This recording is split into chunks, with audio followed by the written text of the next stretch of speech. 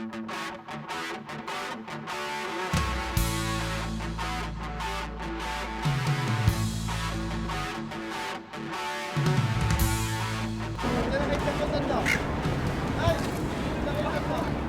the Genesis prophecy, we unpacked that a day is like 1,000 years.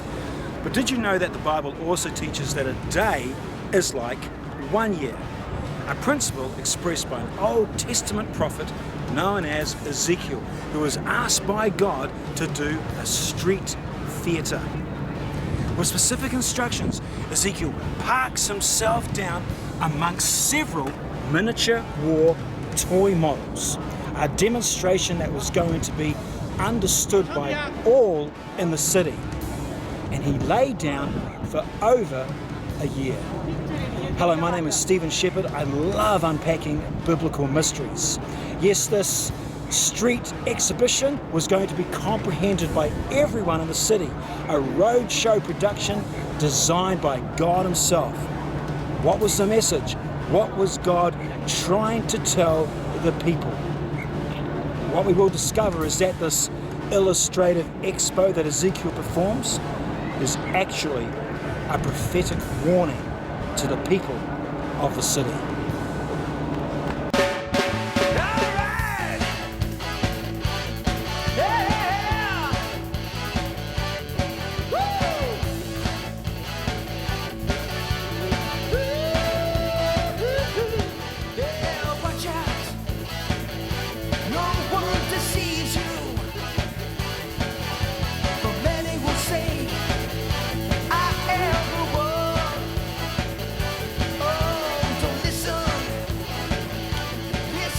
Okay, some quick background. In 606 BC, the Babylonians were on their world conquest, conquering the surrounding nations, and they had attacked the house of Judah twice. The first in 606 BC, the second in 598 BC.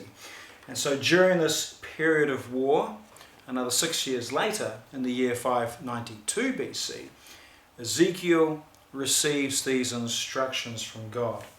Let's have a read. Also, Son of man, take yourself a tile and lay it before you, and decree upon it the city, even Jerusalem, and lay siege against it, and build a fort against it, and cast a mount against it. Set the camp also against it, and set battering rams against it round about. Moreover, take yourself unto you an iron pan, and set it for a wall of iron between you and the city, and set your face against it, and it shall be besieged. And you shall lay siege against it, and this shall be a sign to the house of Israel. Lie yourself also upon your left side, and lay the iniquity of the house of Israel upon it according to the number of days that you shall lie upon it. You shall bear their iniquity. For I have laid upon you the years of their iniquity according to the number of days. 390 days. So you shall bear the iniquity of the house of Israel. And when you have accomplished this, lie again on your right side, and you shall bear the iniquity of the house of Judah 40 days. I have appointed at each day is for a year. Therefore you shall set your face towards the siege of Jerusalem, and your arm shall be uncovered, and you shall prophesy against it. Behold, I will lay bands upon you, and you shall not turn from one side to another till you have ended the days of your siege. It's interesting, isn't it? Now, we're all familiar with a day as like 1,000 years, as unpacked in the Genesis prophecy, but here the Ezekiel passage highlights that a day is also like a year. This principle, a day like a year, comes from the book of Numbers. Back in the days of Exodus, where Moses had led some 600,000 out of the bondages of Egypt, the Israelites began to complain so much that they decided to rebel against the very God who had saved them from the Egyptian slavery. So, not being very impressed with these disrespectful Israelites, God decides to discipline them by stating that they will now walk the desert for 40 years. The 40 days representing the 40 years. Numbers 14:34, after the number of days in which you have searched the land, even 40 days, each day for a year, shall you bear your iniquities, even 40 years, and you shall know my breach of promise. Right then, let's get back to Ezekiel, because God has instructed Ezekiel to publicly perform this roadshow production that was going to reveal a vital message to the people.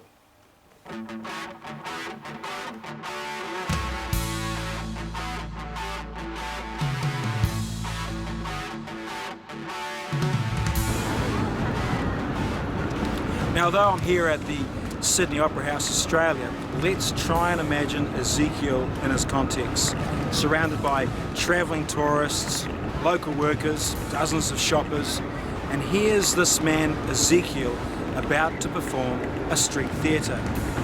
Every morning, he probably starts with a cup of coffee, walks over to his designated area where the several miniature war models are, checks that everything's there. Drawing of Jerusalem, the sea tramps, the battering ram, and of course that iron pan. Looks at his sundial watch and clocks in at 8 o'clock. And lying down for 2 hours, Ezekiel lies on his left side. 10 o'clock rocks up, has a break, maybe a cup of tea and a biscuit, and then after his break, back down again for another 2 hours, lying down on his left side. Lunchtime rocks up, probably goes and has a feed, maybe at the local Subway, and then after a reasonable break, back down again for the afternoon shift, lying down on his left side. 3 o'clock, then 5 o'clock, the day ends. Ezekiel then goes home, tells Mrs. Ezekiel about his day's efforts, and probably has enough time to play with the kids. And he does this not just for one day, but the next day, and the next day, and the next day, and the next day, and the next day, and the next day,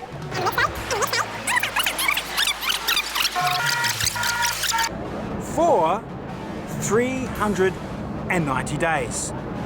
But it doesn't just stop there. Ezekiel does the same routine again, but this time on his right side. And he doesn't just do that once, he does it the next day, and the next day, and the next day. Okay, I think we get it, for 40 days. That's right. After executing this metaphorical representation, it appears that everyone within that city were all going to understand this street exhibition. Everyone. They were all going to get it. Now, I don't know about you, but I'm thinking that if someone did this today, doing a similar abstract illustration, just like I did at the Sydney Opera House, I would guess that we would think that that person was either really wanting to show his war toys, or two, which by the way people did stop and take photos, or two, that that person was not all there. They're a little bit strange, maybe needing some help. But no, this theatre expression was going to hit home to all the people living in the house of Judah. They would all start talking and understand what Ezekiel was trying to say. But here's the thing, I personally did not understand this prophetic message that Ezekiel was demonstrating. His representation had me completely stumped. It was a conundrum I did not understand at all. And so after reading multiple journals and multiple commentaries on the subject, and what others said about the Ezekiel 4 passage, none seemed to solve the riddle. And their observations seem to miss what Ezekiel was trying to say.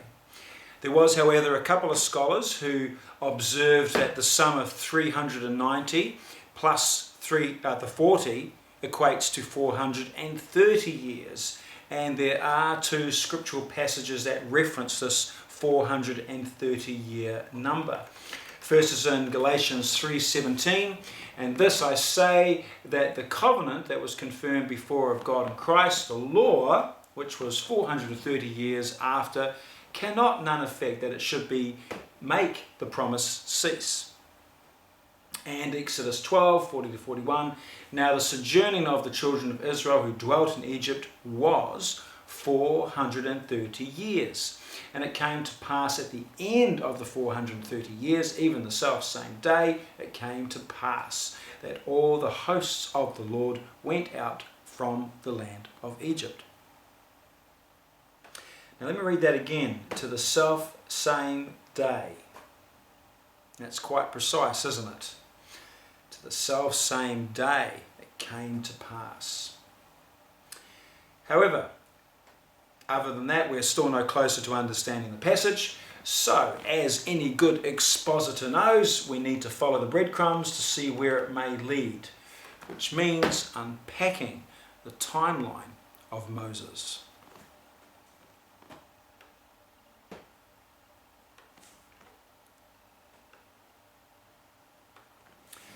Right then, well, we've already mentioned that Moses and the Israelites walked the desert for 40 years, and as you can see that a lot has happened. Moses became a significant hero, leading the people out of the bondage of Egypt, and Moses received the 10 Commandments from God. It was just unfortunate that these people rebelled against his authority and God's. And so for 40 years on the right side of Moses, so to speak, they roamed the desert plain. And interestingly, if we look on the left side of Moses, so to speak, there is coincidentally a 390-year period that takes us right back to when Jacob instituted the 12 tribes of Israel. That's right. And we're all aware that once the Israelites were born, Joseph moved to Egypt 30 years later, and then the rest of his family all followed suit, and they were then enslaved by the Egyptians for a lot longer period, and they had not received the promise of inheritance until much, much later. But we can all see that together, the sum of the 390 and the 40 equates to the 430 years, as stated in Exodus 12, and there is some extra scripture to support our chronology from Genesis.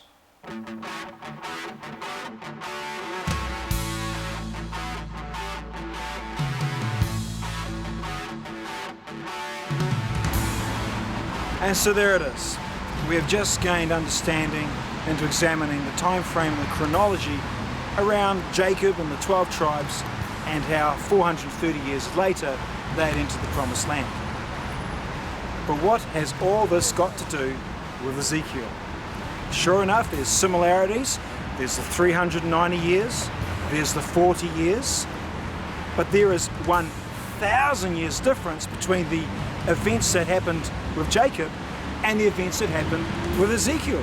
So we still have not been able to solve the Ezekiel 4 prophecy, which means we have to dig deeper by examining the Ezekiel 4 context in order to gain more understanding. Now, from all the readings, scholars agree that Ezekiel received these visions in the year 592 BC, which I agree with their findings, as in Ezekiel 1:1. It also states that Ezekiel started receiving these visions from God in the 30th year. But the 30th year from what? There was obviously some event in history that was so important enough to reflect upon 30 years later. Now, if you do go back 30 years from 592 BC, it takes you to the year 622 BC, which, interestingly enough, there was indeed an historical event, a momentous occasion that gained its place in the history books. Recorded in 2 Kings 22 and 23, it states that King Josiah had come to the throne and had instructed that the Temple of Solomon be restored. And during this restoration there was an archaeological discovery, artifacts and documents about the law of Moses. And they were brought before King Josiah, who after reading these biblical treasures was so convicted within his life and within the kingdom that there were things he recognized that were opposed to God. And consequently, King Josiah was instrumental in a nationwide reformation. Throughout the entire kingdom of the house of Judah, Josiah eradicated all the Asherah poles and idols throughout the land. These were things that were considered offensive to God. And so yes, out of all the kings in the Old Testament, Josiah is renowned as the most righteous king who did great things, changing an entire nation for good. He's therefore recorded as a very significant figure within Israelite history. Okay, so how does this historical marker give clarity to what Ezekiel is doing here? Why is Ezekiel reminding everyone of this significant marker in history while lying down amongst his war toys?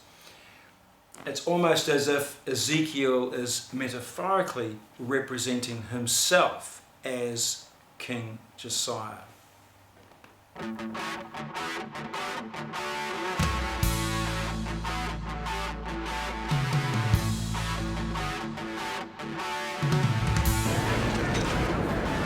That's right.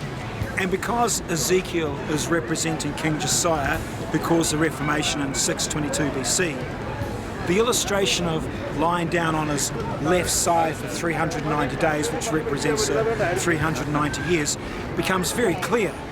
In other words, the 390 years left of 622 BC takes us to another significant marker in history. Indeed, the left side of King Josiah's Reformation of 390 days means we must go back to 390 years to the left of 622 BC, which takes us to the year 1012 BC, which incidentally was a significant marker in the history books. 1012 BC was the very year that Solomon's temple was completed. As recorded in 2 Chronicles 7, the dedication of this temple, which took some 20 years to build, was a huge celebrative event throughout all of Israel because the temple of God was completed. A symbol to all the world that God was with his chosen people. A symbol so strong that even today, some 3,000 years later, nations are still willing to go to war over the right to have this historical monument.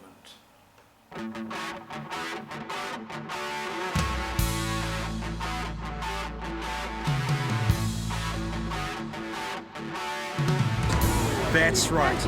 And because Ezekiel is representing King Josiah in the year 622 BC, who caused the Reformation, the illustration of lying down on his right side for 40 days, representing the 40 years, becomes very clear. In other words, 40 years from the right of 622 BC takes us to another significant marker in history. Indeed, the right side of King Josiah's Reformation of 40 days means we must move 40 days to the right of 622 BC, which takes us to the year 582 BC, which incidentally is another significant marker in the history books, because 582 BC, this was the very year that the house of Judah was completely annihilated by the Babylonians. As recorded in the books of Ezekiel and Jeremiah, after 24 years of conflict, the Babylonians strategized their fourth and final attack, destroying the house of Judah once and for all. Yes, this nation of Judah, this nation of Israel, that had been chosen as God's people for over 1,000 years, having gone through so many trials, lost their land and their heritage. 582 BC was the very year the nation ceased to exist.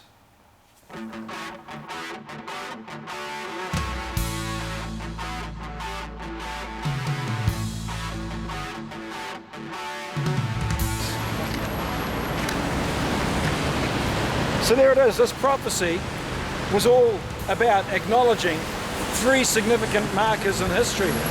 Well, that was easy. So let's recap. Ezekiel is using this illustration to remind the Israelites of specific markers that have changed the way of life for the people of God.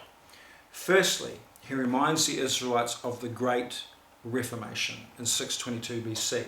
It's like saying, do you remember when President Abraham Lincoln signed the Emancipation of Proclamation? And so it is with Ezekiel. He's saying, do you remember when King Josiah caused the Reformation? Wasn't that a significant date in the history books? Don't you remember? Everything changed. And with that marker firmly set, the rest of the illustration unfolds. On the left of King Josiah, it takes us right back 390 years to the day that King Solomon completed the temple. And again, Ezekiel is saying, do you remember that historical day? Wasn't that another significant marker in the history books? Remember? Everything changed. But when we look at the right side of King Josiah, or the time after Josiah, it's a little different here, because now we are projecting the date to 582 BC. And remember, the year is 592 BC that Ezekiel is performing this street theatre. And of course, because of hindsight, it's very easy for us to see what happened that year. But from the perspective of the people living in the house of Judah, it was 10 years in the future, because Ezekiel was saying this in the year 592, but he was talking about the year 582, 10 years in the future, 40 years from 622 BC. He was saying that this was going to be another significant marker in the history books. And so overall it makes complete sense what Ezekiel's exhibition is all about. Ezekiel is prophesying. In other words, in 592 BC, Ezekiel is told by God to illustrate a prophecy, a model presentation that predicted the demise of a nation. Yahweh was asserting to his own people that he was going to allow the Babylonians to continue at war, and that this would inevitably destroy the house of Judah in 10 years. 10 years, it's all over. 10 years. And that's exactly what happened. In 582 BC, Nebuchadnezzar performed his fourth and final attack on the house of Judah and rendered a once holy nation obsolete.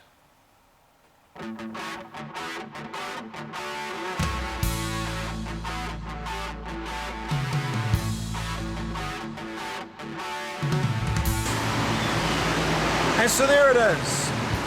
Ezekiel had just performed this roadshow production as God intended. An illustrative prophecy stating that the Babylonians were going to come and destroy the nation in 10 years. Completely destroy it in 10 years. That was the message. And even though God was reaching out his hand trying to warn his people, did they repent? Did they turn back to him? Sadly, the results speak for themselves. Whether it was deliberate or ignorant, they had basically slammed the door in God's face, not wanting anything to do with him. And with that, God allowed the pain.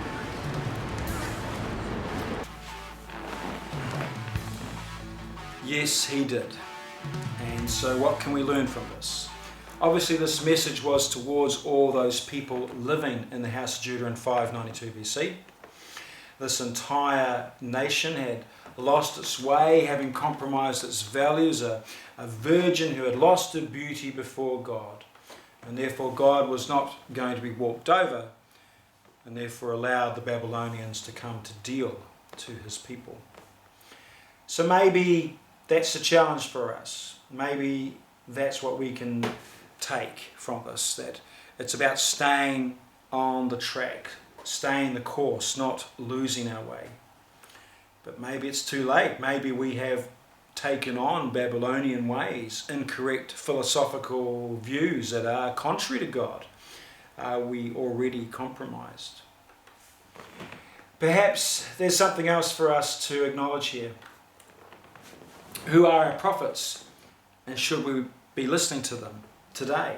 Like Ezekiel, it must have been very frustrating for him to perform this public theatre, realizing that people thought he was a little cuckoo.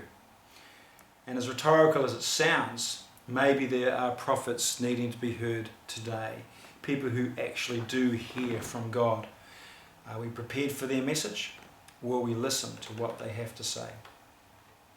Nevertheless, the important thing to also remember is that Ezekiel did what God asked him to do.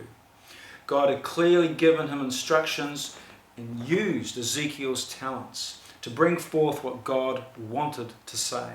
So maybe that's another lesson that we need to adhere to. Maybe God has given you something that he wants you to do, your talent that will bring forth the will of God.